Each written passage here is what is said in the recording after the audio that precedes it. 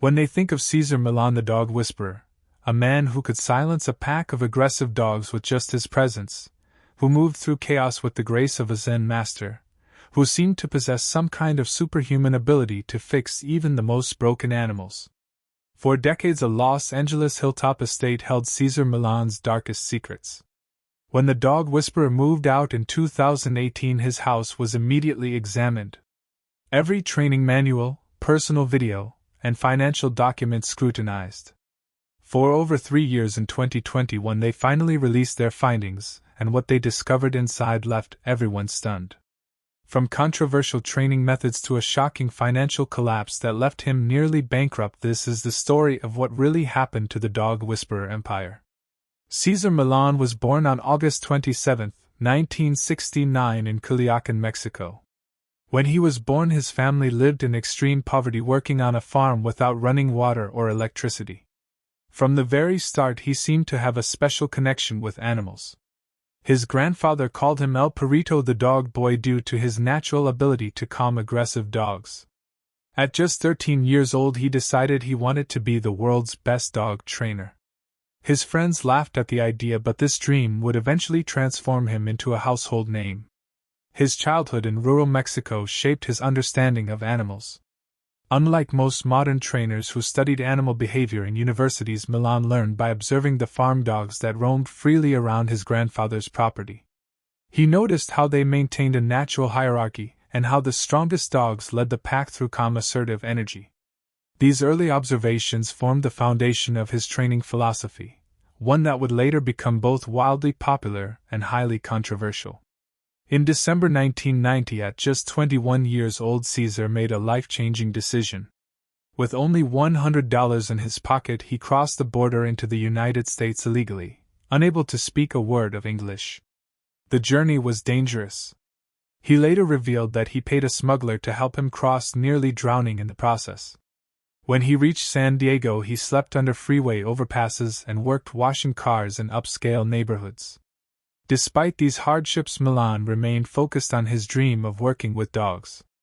During his early days in America, Milan's way with troubled dogs began to attract attention. While working at a dog grooming salon, clients noticed how even the most aggressive animals calmed down in his presence. Word spread quickly about the Mexican immigrant with the seemingly magical ability to communicate with aggressive dogs. Soon he was being called to help with problem pets throughout the San Diego area. His big break came when he opened the Dog Psychology Center in South Los Angeles, located in a rough neighborhood. The center became famous for rehabilitating dogs that other trainers had given up on. Cesar's facility didn't look impressive. It was essentially a vacant lot where he worked with dogs off-leash in a pack environment. But the results spoke for themselves. Soon Hollywood celebrities began bringing their troubled pets to him. Among his first celebrity clients was actress Jada Pinkett Smith. After witnessing Milan's work with aggressive dogs, she was so impressed that she gave him an ultimatum. She would pay for English lessons and help him create a proper business, but he had only 1 year to make it work. If he failed, he'd have to return to dog walking. This support proved crucial, as Pinkett Smith later introduced him to television producers who saw the potential for a show. In 2004, National Geographic Channel took a chance on an unknown Mexican immigrant with a unique approach to dog training. Dog Whisperer with Cesar Milan premiered to modest expectations but quickly became the network's most watched show, reaching audiences in over 80 countries. The premise was simple. Milan would visit homes with problematic dogs and transform them using his calm, assertive energy approach. Viewers were mesmerized by his ability to walk into a home and immediately change a dog's behavior. The show made Milan a household name and spawned a multi-million-dollar empire. Books, DVDs, a magazine, a line of pet products, and even a branded dog food followed. At its peak, his company Cesar's Way Inc. was reportedly worth over $25 million. His signature catchphrase, "I rehabilitate dogs, I train people," became part of popular culture. For an immigrant who had once been homeless, it was the ultimate American success story. But as Milan's fame grew, so did criticism of his methods. Professional animal behaviorists and veterinary organizations began to speak out against his techniques, which often included physical corrections like finger jabs, choke chains, and techniques that many modern trainers considered outdated and potentially harmful. The American Veterinary Society of Animal Behavior issued a position statement that explicitly rejected dominance theory, the foundation of Milan's approach. One of the most controversial episodes aired in 2006, showing Milan hanging a dog named Shadow by a choke chain until the dog fainted. The scene horrified many viewers and prompted formal complaints to National Geographic. Animal welfare organizations criticized the network for airing what they considered animal abuse. National Geographic defended Milan, but the controversy marked the beginning of growing public scrutiny of his methods. Documents found in Milan's estate revealed that the Shadow incident was even more disturbing than what aired. The unedited footage showed the dog losing consciousness for nearly 30 seconds. Staff members had expressed concerns about the technique, but these were overruled. After the episode aired, National Geographic added a disclaimer stating that viewers should not attempt Milan's techniques at home. In 2010, Milan's personal life began to unravel alongside mounting professional criticism. His beloved pitbull Daddy, who had appeared regularly on his show and helped rehabilitate aggressive dogs, died of cancer at 16 years old. The loss devastated Milan, who had often referred to Daddy as his mentor in life. Just months later, his wife of 16 years, Illusion, filed for divorce, seeking primary custody of their 2 sons and spousal support. Private journals found in Milan's estate revealed the depth of his grief over Daddy's death. "When Daddy died, a part of me died too," he wrote. "He was more than a dog, he was my partner, my teacher, my friend. Without him, I feel lost." The journals also showed that Milan had been sleeping on the floor next to Daddy during the dog's final weeks, unwilling to leave his side even for a moment. The combination of these personal losses sent Milan into a deep depression. In May 2010, he attempted suicide by overdosing on pills. "I was at the lowest level I had ever been emotionally and psychologically," he later revealed in an interview. Paramedics saved his life, but the incident exposed the vulnerability behind his confident public persona. For a man who preached calm, assertive energy, the suicide attempt showed just how far he had fallen. Medical records discovered in his estate provided disturbing details about Milan's suicide attempt. He had taken a combination of Xanax and sleeping pills in what doctors determined was a serious attempt to end his life, not a cry for help. When paramedics arrived, his blood pressure and respiratory rate were dangerously low.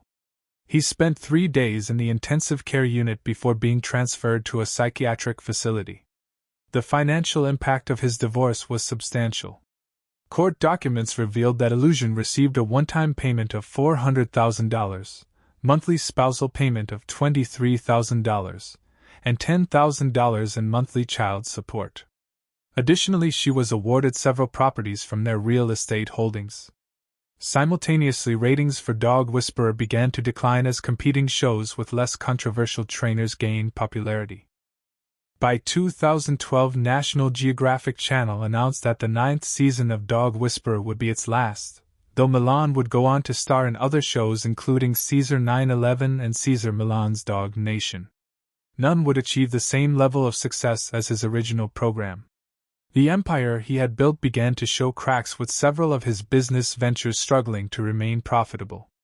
In 2015, Milan faced another major controversy when an episode of his show Cesar 9/11 featured a dog attacking and injuring a pig during a training session. The scene prompted an investigation by Los Angeles County Animal Control and the Sheriff's Department after viewers complained about possible animal cruelty. Though ultimately cleared of animal cruelty charges, the incident further damaged his reputation and led to calls for his shows to be cancelled. Unedited footage of the pig incident found among his video archives showed that the situation was even more chaotic than what aired. The dog, a French bulldog mix named Simon with a history of attacking small animals, was brought to Milan's ranch for rehabilitation. In the training exercise, Simon was intentionally exposed to pigs without a proper muzzle or restraint. When he attacked, staff members struggled to separate him from the pig, which suffered a torn ear requiring veterinary attention. The Los Angeles County investigation was more serious than publicly acknowledged. Investigators considered felony animal cruelty charges, which could have resulted in jail time if Milan had been convicted. His legal team mounted an aggressive defense, arguing that the incident was an accident during a legitimate training exercise. While he was ultimately cleared, the investigation cost over $200,000 in legal fees and crisis management, according to financial records. Despite these setbacks, Milan demonstrated remarkable resilience. He continued to expand his brand internationally, particularly in Asia, where his approach faced less criticism. He opened a new dog psychology center on a 45-acre ranch in Santa Clarita, California, offering training programs for dogs and their owners. He also found love again with Jahira Dar, announcing their engagement in 2016. When investigators examined Milan's financial records after he relocated his business in 2018, they discovered the true extent of his empire's decline. Documents revealed that several of his companies had filed for restructuring with debts exceeding assets by millions of dollars. The once thriving Cesar's Way Inc. had been reduced to a fraction of its former value, with many of his product lines discontinued due to poor sales. Bankruptcy filings for several of Milan's subsidiary companies painted a grim financial picture. Cesar Milan Pet Products reported liabilities of $4.2 million against assets of just $890,000. Another entity, Cesar's Way Publishing, showed 3 consecutive years of losses totaling over $1.7 million. Only his speaking engagements and international licensing agreements remained consistently profitable. Perhaps most shocking were the internal memos and emails that detailed the company's response to mounting criticism from animal welfare experts. Strategies included hiring scientific consultants to defend dominance theory despite growing evidence against it, and developing public relations campaigns to counter negative press. One particularly damaging document outlined a plan to selectively edit training sessions for television, removing moments that might generate criticism. Communication between Milan and his producers revealed a concerning pattern of concealment. In one email, a producer advised, "We need to cut around the more aggressive corrections, focus on the before-after, not the process." Another message discussed using camera angles that would minimize the appearance of force when filming certain training techniques. These deliberate editing choices raised questions about how accurately the televised programs represented Milan's actual methods. Former employees came forward with accounts of Milan's behind-the-scenes behavior that contradicted his calm public image. Several described witnessing training sessions that were far more physical than what aired on television. Others detailed a working environment where questioning his methods was grounds for immediate dismissal. These testimonies painted a picture of a man whose success had made him increasingly unwilling to consider alternative approaches to dog training. The investigation also uncovered evidence of multiple settlements with dog owners who claimed their pets had been injured during training sessions with Milan or trainers he had certified. These legal agreements, all containing strict confidentiality clauses, totaled over $1.5 million since 2007. The existence of these settlements suggested that the criticisms of his methods had merit, that his team had worked hard to keep from public view. Legal files contain details of 12 separate settlements ranging from $50,000 to $415,000 per case. The most serious involved a German Shepherd that suffered 3 broken ribs after being forcefully pinned during a training demonstration. Another case involved a Cocker Spaniel that developed severe anxiety requiring long-term medication after a session at the dog's psychology center. In each instance, owners were required to sign agreements preventing them from discussing their experiences publicly. Perhaps most damaging to Milan's legacy were the personal training videos found at his former estate. Unlike the carefully edited television segments, these raw footage videos showed the full context of his interventions with aggressive dogs. Animal behavior experts who reviewed the footage noted that many of the dogs displayed signs of fear rather than the calm submission Milan claimed to achieve.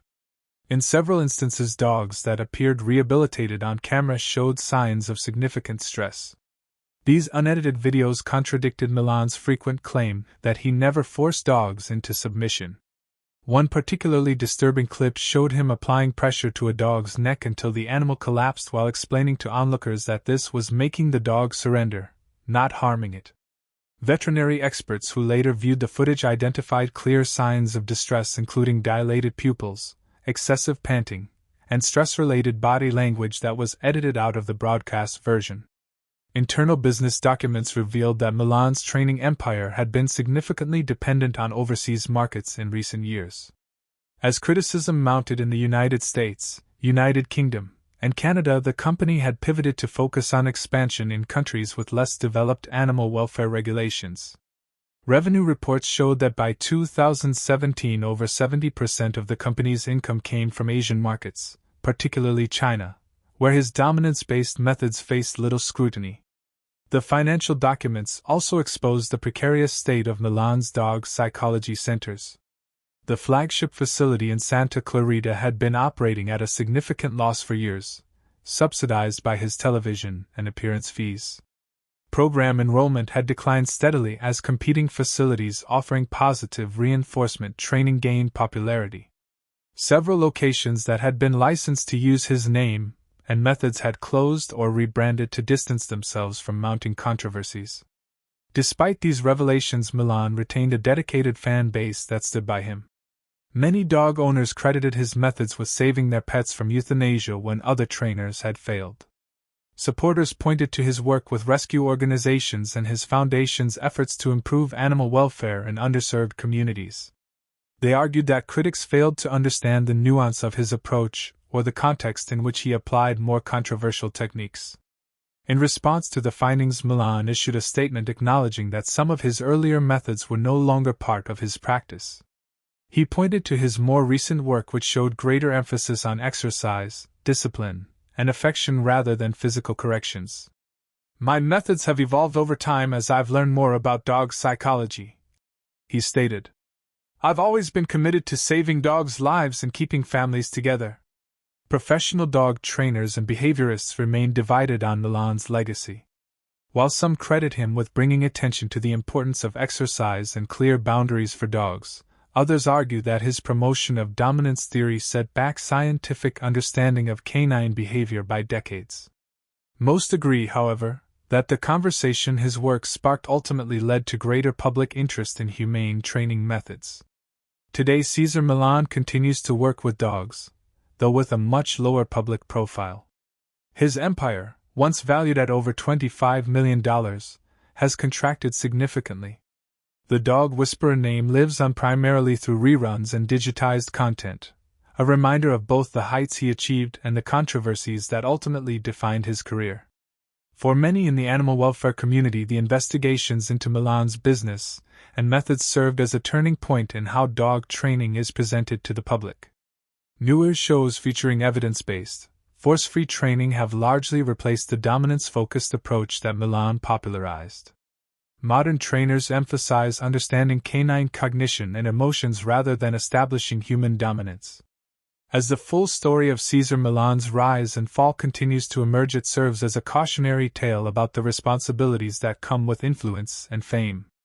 The man who once commanded millions of viewers and reshaped how people thought about dog training now stands as a controversial figure in the field he helped bring to mainstream attention.